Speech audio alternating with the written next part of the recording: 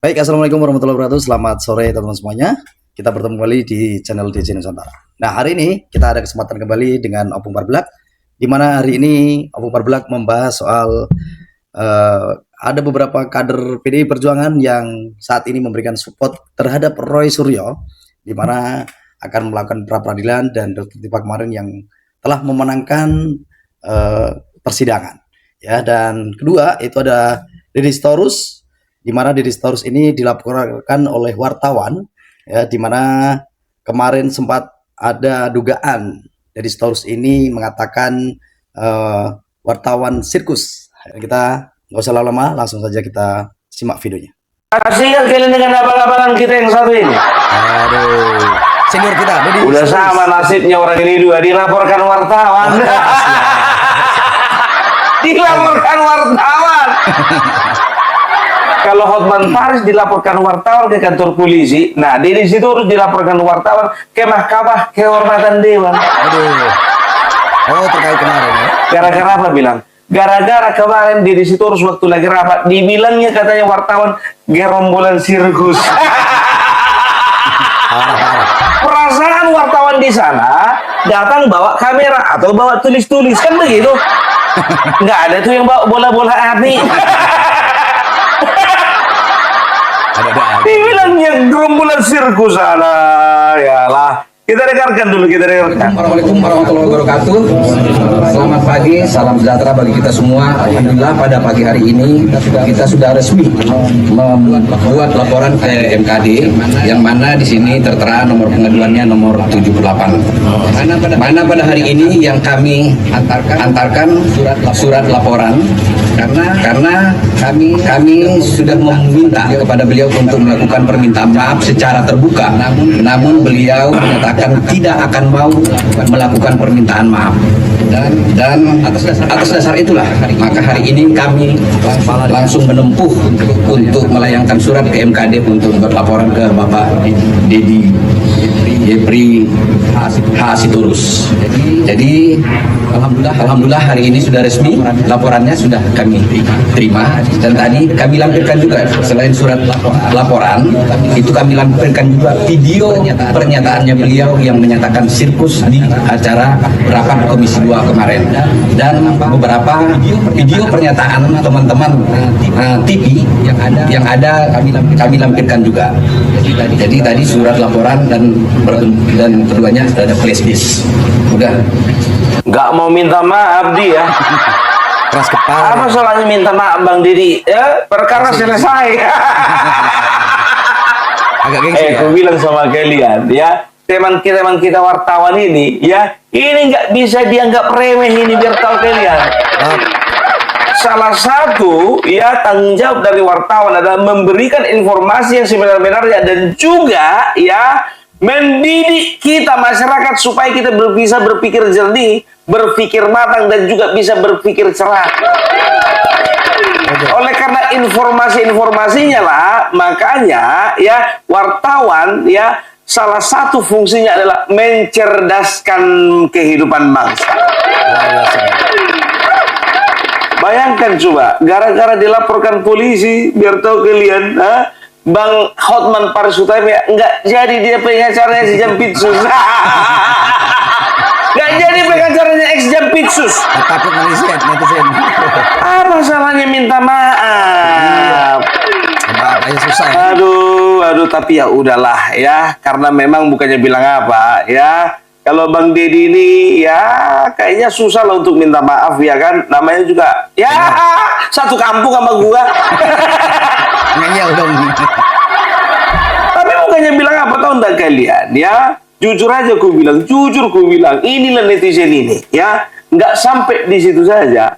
Kalau ada pejabat, entah itu eksekutif ataupun legislatif atau apapun itu ya, ketika dia bermasalah ya, dilawan-lawannya netizen, dilawan-lawannya wartawan, contohnya ya kan, nah langsung itu diungkit-ungkit itu berapa hartanya sebelum menjabat, berapa hartanya setelah menjabat sekian tahun, berapa hartanya, dikorek-korek.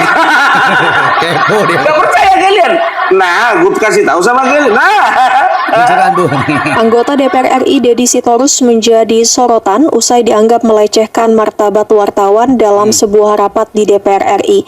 Anggota Komisi 3 dari fraksi PDIP itu mengusir wartawan yang hendak menyaksikan rapat kerja DPR RI dan menyebutnya sebagai rombongan sirkus pada Kamis 30 Juli. Koordinator Wartawan Parlemen alias KWP pun mengecam pernyataan politisi PDIP itu. Ucapan itu kemudian memicu polemik karena dianggap diarahkan kepada wartawan yang sedang menjalankan tugas jurnalistik. Deddy Sitorus sudah menjadi anggota DPR RI sejak tahun 2019. Namun sebelum menjadi anggota DPR RI, Deddy Sitorus sudah kerap warawiri di BUMN. Meski begitu, anggota Komisi 3 itu baru melaporkan harta kekayaannya kepada negara saat mencalonkan diri sebagai anggota DPR RI pada tahun 2019, seperti dimuat situs ELHKPN. Lihat. Harta Deddy Sitorus pun terlihat melonjak saat menjadi anggota DPR RI. Misal saja di tahun 2019, harta Deddy Sitorus baru menyentuh angka 7,6 miliar rupiah saat baru menjadi calon anggota DPR RI. Kemudian harta Deddy Sitorus melonjak 2 kali lipat di tahun kedua menjadi anggota DPR RI, yakni mencapai 15,5 miliar rupiah pada laporan harta tahun 2021. Selama menjadi anggota DPR RI, harta Deddy Sitorus terus melonjak 3 hingga 4 miliar rupiah setiap tahunnya. Terakhir pada laporan Desember 2025, harta Deddy Sitorus mencapai 29,8 miliar rupiah. Harta tersebut terdiri dari tanah dan bangunan yang tersebar di Jakarta Timur, Jakarta Selatan, Tarakan, dan Bali senilai 9,7 miliar rupiah. Kemudian juga, Deddy Sitorus memiliki harta transportasi senilai 1,9 miliar rupiah lebih yang terdiri dari mobil mewah hingga kapal speedboat. Deddy Sitorus juga mengaku memiliki harta bergerak senilai 280 juta rupiah, surat berharga senilai 10,3 miliar rupiah, serta kas dan setara kas 7,3 miliar rupiah dan harta lainnya 130 juta rupiah. Deddy tidak memiliki utang sehingga total hartanya mencapai 29,8 miliar rupiah. Biasa, luar Itu yang biasa. dilaporkan kan? Iya, masih ada itu kayak berangkas. Ngiri kali ini di sini. Dikorek-korek berapa hartanya? Bayangkan kalian. Parah ya. Berapa hartanya dikorek-korek? Aduh. Ya, tapi itulah ya. Gimana pun ceritanya, kalian pejabat itu, ya itu menjadi sorotan masyarakat. Pastilah. Itu dia, jangan kayak ada mantan pejabat sekarang jadi sorotan masyarakat memang, ya kan? Tapi bukan karena prestasinya, bukan karena hartanya, karena ijazahnya. mantan pejabat. Dan Jimli Azidiki pernah mengatakan bahwasanya, ya yang jadi biang kerok masalah salah satunya adalah orang ini. Kita dengarkan nih. Roy Suryo, pembuat gaduh di negeri ini, ungkap Profesor Jimli Asidiki. Kalau menurut Prof deh, apa yang paling gaduh saat ini yang ditangani Polri? Apa ini? Roy Suryo ini? Ijazah. Ini kayaknya merembet-rembet dari ijazah Jokowi, kemudian ijazah Gibran. Nanti kemana lagi? Pangkal tolaknya itu karena kebencian. Nah, merembet kebencian kepada putranya yang sudah jadi wakil presiden. Wakil presiden ini kan sampai 2029. Maka jangan-jangan isu ini akan terus sampai 2029. Iya. Misal dipidanakan, apa akan berhenti? Buktinya siapa namanya yang sudah keluar penjara? Bambang Tri, terus saja dia. Jadi nggak selesai. Iya. Saya ketua MK 2004. Waktu itu isu ijazah palsu ini banyak sekali. Maka selama 20 tahun, bayangkan tidak berubah peradaban peradilan kita, peradaban pemilu kita berkutat di sekitar ijazah. Maka kesimpulannya ijazah itu adalah cara paling mudah untuk menjatuhkan lawan politik. Tahu kalian, sebetulnya udah kangen kali aku membahas Roy Suryo ini. Karena 3 hari aku di NTT, ya kehilangan sinyal. Bukan sinyal HP, bukan. Kehilangan sinyal persidangan Roy Suryo. Lupa aku mengarahkan satelitku ke sana. Karena yang dikerjakan di NTT itu lebih berguna daripada membahas Roy Suryo. Iya. Di NTT itu aku bisa bertemu dengan teman-teman, dengan saudara-saudara baru, menikmati kuliner baru, menikmati alam NTT. Dan aku ketinggalan satu persidangan. Persidangan pra peradilan ketiga, ketinggalan momen aku. Ditolak Om, ditolak. Kalah, masa kau mau bikin mau menyumbang ke yayasan, uangnya uang hasil dari kayak gituan. Ada-ada aja. Gak ada, masalah gak ada duit lagi. 106 juta kerugian material, 100 juta kerugian imaterial. Datang Polda dibilang nggak logis itu segitu jumlahnya. Yang dibilang pula katanya satu hari dapat 3 juta dia dari main YouTube. Aku bilang sama kalian, kucuriga ini dari mana dapatnya 3 juta sedangkan penontonnya lebih sedikit dari penonton Opung Parbella. Iya betul. Penonton dia 20.000, penonton Opung Parbella 60.000. Opung Parbella satu hari cuma bisa mengumpulkan 500.000.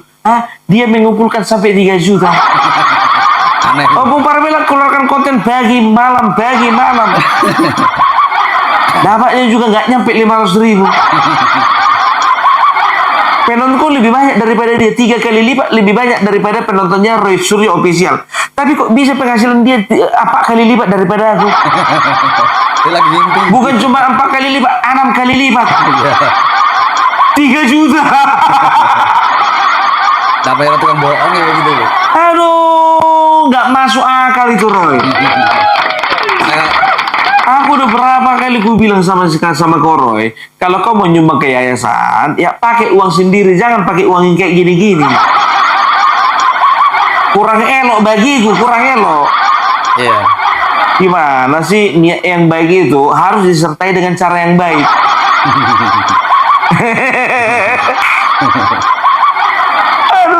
aduh. Dan sekarang katanya ya Roy Suryo on the way, OTW pra peradilan keempat. Katanya iya. Yang akan digugat adalah masalah pencekalan. Sekarang aku tanya dulu sama kau, emang kau punya uang untuk jalan-jalan ke luar negeri? Aku nanya, kenapa kau keberangan dicekal?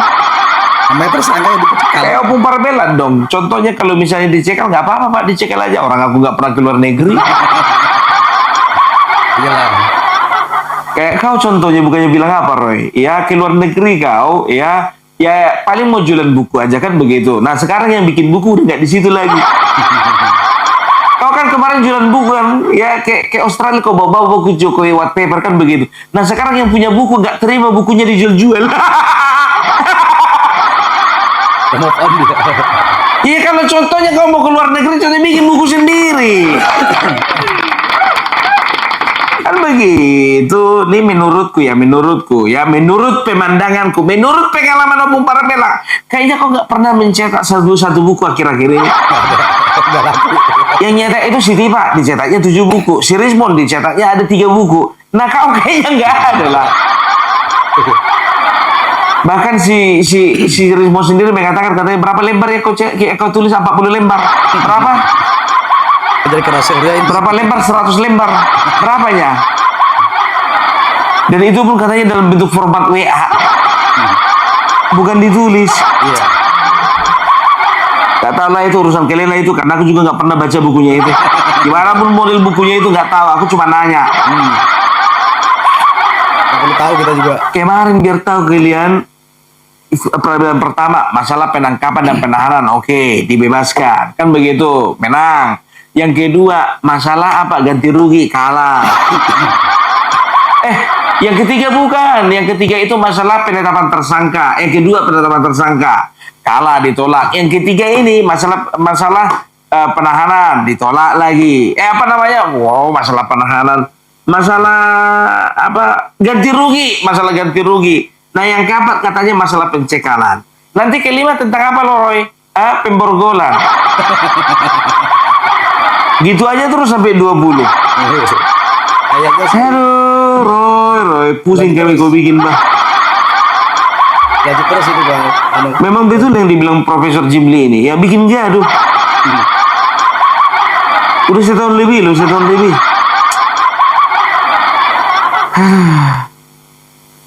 Lanjut.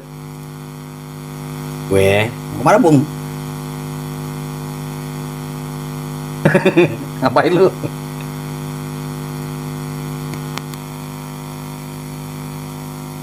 Wah, mau berak dia. Ini sekarang Roy Suryo dikatakan bahwasanya dia adalah salah satu orang yang bikin gaduh. Tapi kayaknya yang dia bilang tadi bukan dia bikin gaduh ya. Masalah ijazah ini yang bikin gaduh. Nanti disomasi kita lagi. Repot kita. Kalau dilaporkan kita ke kantor polisi bolak-balik Medan Jakarta, Medan Jakarta.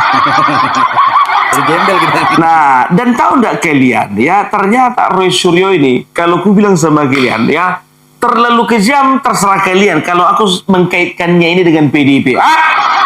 Sebentar dulu Bung Parmelak. Nih, aku akan bawa kalian kenapa ini ada kaitannya. Ini menurut pemikiranku ya, menurut pemikiranku. Nah, Roy Suryo ya, dan juga Tipa, ketika berproses di pengadilan, ya, salah satu daripada pengacaranya adalah kader PDIP. Nggak tahu ini betul atau kebetulan. Kita lihat dulu. Kita lihat ini. Nih. Halo. Halo. Setelah dari Bareskrim, hari ini saya lanjut sidang di Pengadilan Negeri Jakarta Selatan. By the way, saya mengucapkan selamat kepada Dr. Tifa karena sudah berhasil. Ya, hakim telah mengabulkan eksepsinya. Kebenaran pasti menemukan jalan. Satyam Tifa Jaya. Ya, ini yang pertama. Ya, aku nggak tahu dia di pengadilan. Memang di pengadilan tempat si Roy Suryo dan Tifa ini bersidang. Aku nggak tahu. Ya. Aku nggak tahu, dan aku juga nggak bilang ya, minta maaf ya, aku tidak mengatakan dia ini salah satu pengacaranya ya, Kuralat yang tadi ya, ini dia, ini bentuk support kepada Tifa. Ini lagi nih, bentuk support kepada Roy Suryo. Kita lihat orang yang sama. Guys, saya hari ini bersama dengan Pak Roy. Ya Mbak Novi, lagi sama putri yang cantik. Woi, terima kasih ya Mbak Novi sudah support. Ini di Pengadilan Negeri Jakarta Selatan. Beliau juga akan menuju sidang juga, tapi kita saling menguatkan dan kita saling memberikan support. Tetap semangat Pak Roy. Semangat, dan juga untuk semua circle, semua yang kenal, termasuk Michael, termasuk Pak Guntur juga. Ya, Terima kasih Pak Roy. Terima kasih. Semoga misinya berhasil. Amin, Pak. sama-sama. Kita harus menegakkan yang namanya kebenaran. Jangan kita biarkan Jokowi bebas berkeliaran. Setuju Pak. Iya Pak. Iya, Adili Jokowi. luar biasa. Adili. Ya, Adili Jokowi. siap. Kalian dengar statementnya itu? Adili Jokowi. Kalau kita melihat, mendengar, dia ini kan kelompok mereka, kalau nggak kelompok anak abah, kan begitu ya. Yeah. Jadi ada dua video, satu video yang memberikan support kepada Tifa, yang kedua adalah video yang memberikan support kepada si Roy Suryo, ya kan? Nah, kalian perhatikan dulu ini ya. Kalian perhatikan dulu ini. Kader partai manakah ini?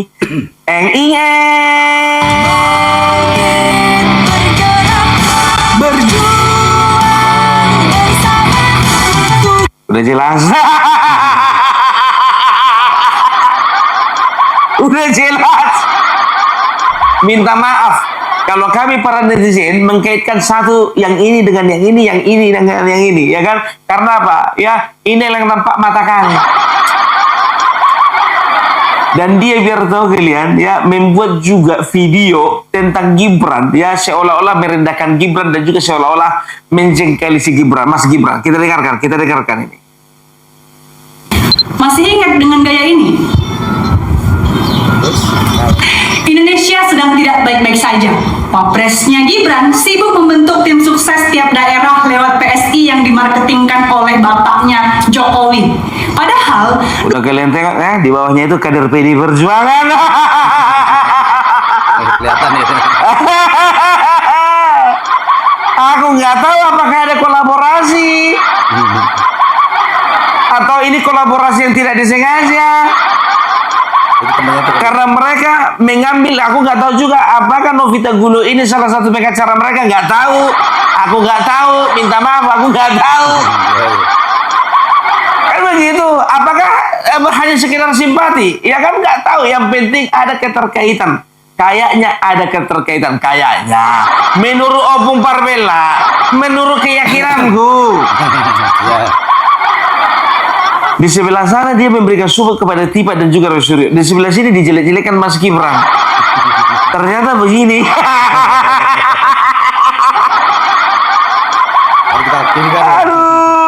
Aduh, ya, tapi nggak apa-apa lah, nggak masalah ya, nggak masalah. Kalian apapun yang kalian bilang ya, aku akan buktikan sama kalian. Ada sebuah lembaga survei ya yang mengatakan bahwasannya nanti tahun 2029 ya, total 24% dari total keseluruhan pemilih PDIP akan memilih Gibran. Amin, amin. Nama apa namanya? Nama surveinya itu SMRC ya, SMRC ya, Saiful Muzani Research and Consultant. Ya, ini dia. Aku nggak pernah pakai bukti. Fenomena benteng berhati gajah, survei SMRC ungkap 28% pemilih PDIP ya berpotensi memilih Gibran di 2029. Bayangkan kalian, begitu banyak kader PDIP, kenapa harus milih Gibran? 2029 katanya 28%. 28% itu bukan jumlah sedikit. Lebih dari seperempat.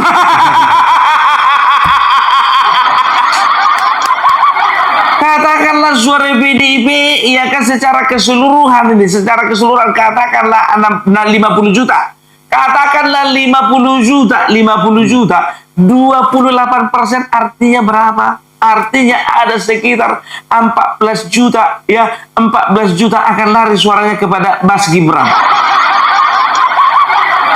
Bayangkan kalian 14 juta sebenarnya udah berapa banyak itu suaranya itu. Jadi kan kalau pemilu ya kan ketika kita memilih calegnya otomatis kita memilih partainya kan begitu. Tapi ada juga orang memilih logonya.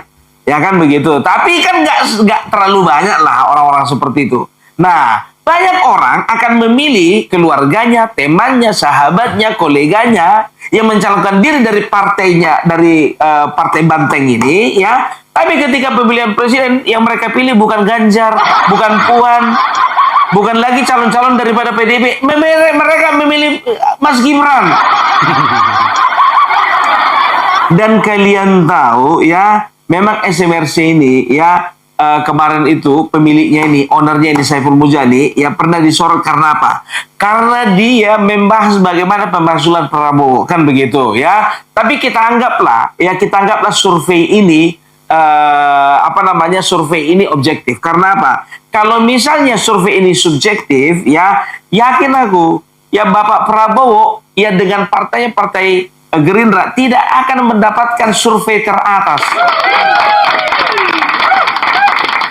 Jadi biar tahu kalian, menurut SMRC ya, pemenang pertama, andai kata pemilu dilakukan pada saat ini, pemenang pertama itu Gerindra, pemenang nomor 2 adalah PDIP, pemenang nomor 3 adalah Golkar, kan begitu.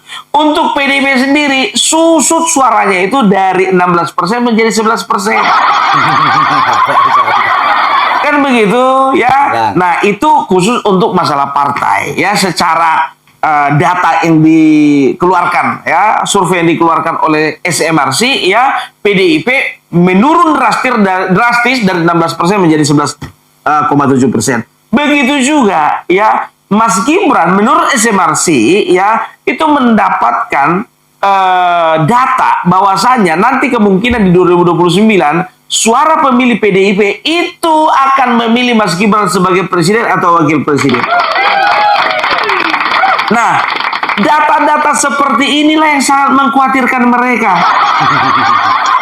Kalian kira cuma SMRC saja yang melakukan survei. Yang namanya internal partai pun juga ada surveinya. Dan survei di internal partai ini harus sejujur-jujurnya. Karena apa? Sangat menentukan bagaimana langkah-langkah partai ke depan. Kan begitu. Nah, kalau misalnya surveinya jujur, ya, menunjukkan bahwasannya Mas Gibran popularitasnya masih tinggi di tengah-tengah masyarakat, ini harus ada tindakan dari mereka. Ya, entah apapun itu secara politik, mereka harus tekan supaya bagaimana pamornya Mas Gibran jangan naik, popularitasnya jangan naik, kalau bisa serang terus.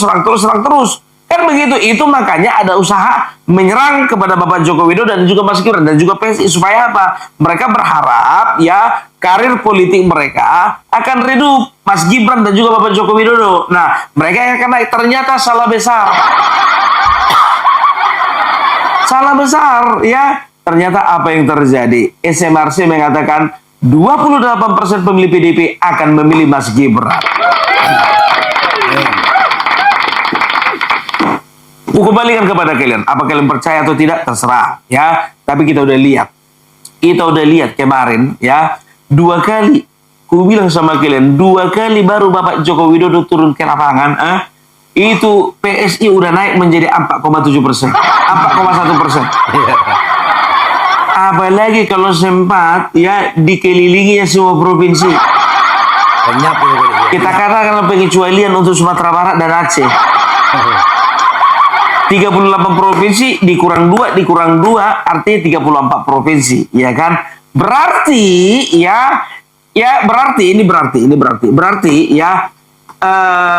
PSI dan Bapak Joko Widodo masih punya PR untuk 34 provinsi lagi. Inilah yang bikin mereka sekarang ini biar tahu kalian kelucutan. Nah, aku nggak tahu apakah Novita Gulu ini ya adalah orang yang diarahkan untuk memberikan dukungan kepada Roy Suryo ataukah inisiatif sendiri. Nggak tahu. Makanya aku bilang maafkan kami kalau kami mencurigai.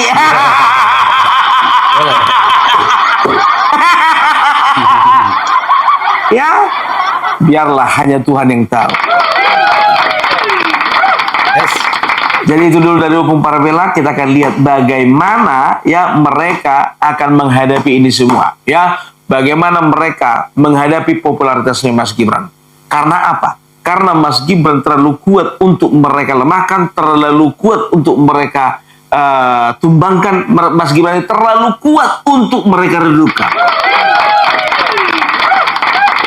Itu dulu dari Opung Parabela. Salam NKRI, NKRI harga mati.